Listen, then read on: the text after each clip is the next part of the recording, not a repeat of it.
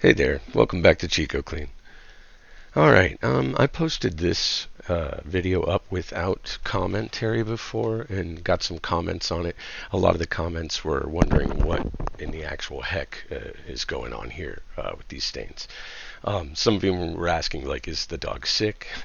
No, so this client had a pet before they had a baby, and when they got the baby, they, did baby stuff and haven't had time to clean it up directly with professional cleaning. They had been using that carpet resolve scrub brush type thing that you spray foam on there and go use the tip of the brush later, and they had just been chasing little spots around because they pop back up. For anybody who doesn't have a baby, um, babies are basically little fluid dispensers that put fluid all over everything, vomit, pee, all kinds of stuff. It's hard to notice sometimes a splash or something like that getting on the carpet, and I think that's what you're seeing here. We had to move the crib and to get to this spot, which is right in front of the crib. It looks like basically just milk or food or something like that, or vomit or pee that was cleaned up for the most part, but like one patch of it didn't get cleaned up. The sugars and the oils and stuff will catch dirt, and then that's what happens over time. You can vacuum and vacuum and vacuum, and all you're really doing is putting the finer particles of dust over the carpet, so it gets darker and darker. Um, what I used in the beginning was just this pre-treatment that kind of loosens stuff up a little bit. And what you'll notice throughout this video is I did try to get two different angles so that you could see with a little bit more clarity what's actually happening. I think it's extremely satisfying to watch the water come up with the dirt in it. Now but you'll see, like I was saying, that I go very sporadically throughout this area. This is a spot clean. If this was a full carpet treatment, we would be taking out all the furniture and doing a heck of a lot more.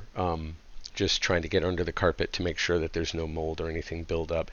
We didn't see or smell any. This just was solid stains. It didn't even have any odor to it at the point that we got here. So what we're doing, or what I'm doing rather, is just going over the spots that are bad and just going over them very thoroughly to match out. And by the end of this, the whole carpet will be clean in this area anyway. There's plenty of cleaning that could have been done under like the couches and stuff, but the whole point of a spot clean is to get that really nasty spot out.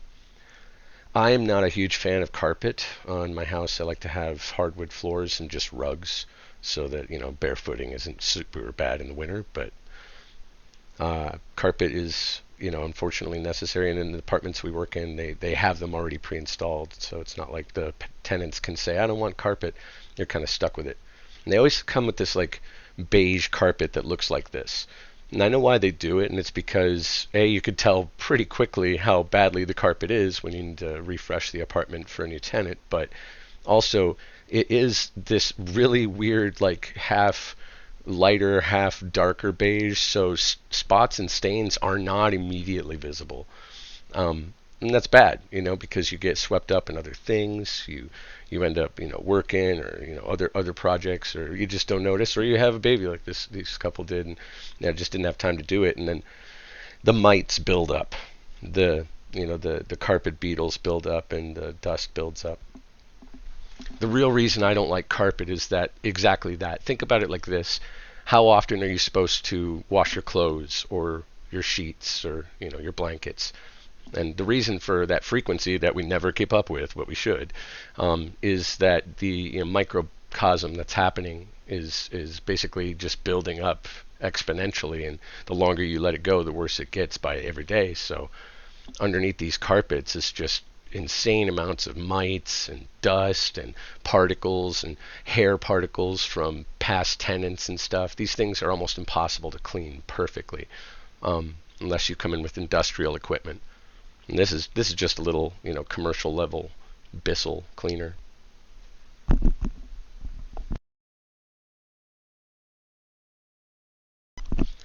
Now, when you do go over these, if you want some tips on this, what you'll see me doing is this little wiggle method there.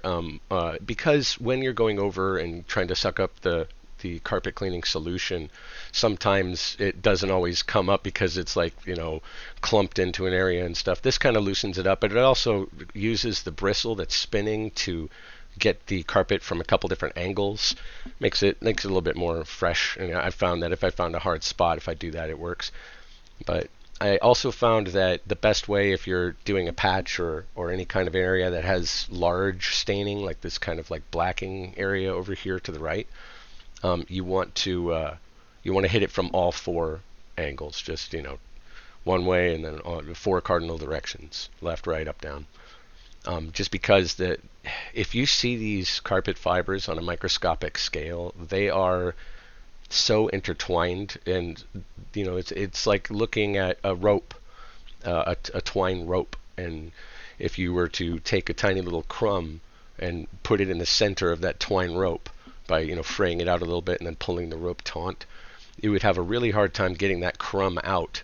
While that it would, even if you just had that one rope. Now put that rope in with 1,000 other ropes, and that's in just one little patch of an area of a carpet. It's insane.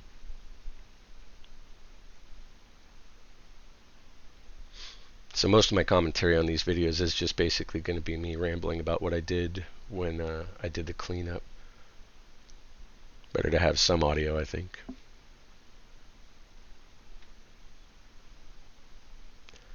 The other part that I would give as a good piece of advice is to slowly drag backwards. The suction to pull up the solution is a lot better when you're pulling backwards, and if you do it slowly, the brush will, it will disturb the bristles or the carpet fibers enough that the fluid can get through and can actually pick it up.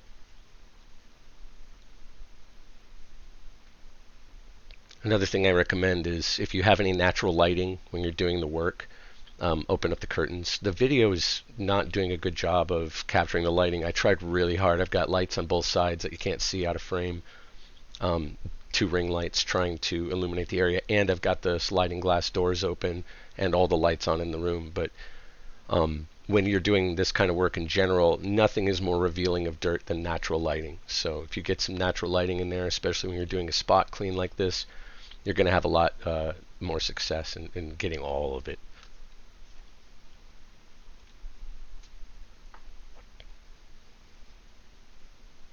Yeah, here I'm just getting the last sweeps anywhere that it looks like there is some left. You can probably see, at least I'm watching the video now, and I can see it looks like there's discoloration and patches, but really a lot of that is, like I said, just the shadowing and the lighting.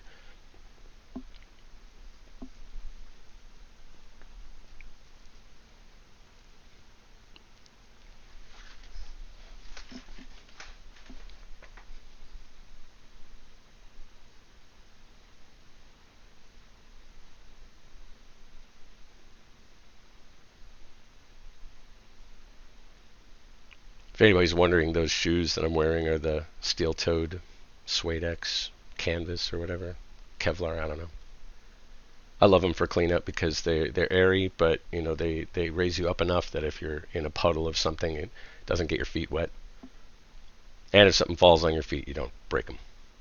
I keep 2 pairs with me. I have my cleaning pair, which is the red ones you see there, and then the blue I usually wear. And here we go. Here's the money shot. Gross. Satisfyingly gross.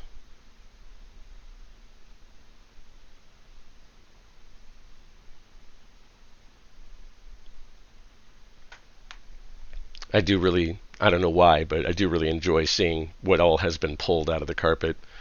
It's just fascinating. Looks like oil in there. But yeah, it takes about 20 minutes to initially dry and a few hours and it's fully dry. Prolific vacuuming, and it should stay good. Anyway, thanks for coming back and watching another video. I'll see you next time on Chico Clean.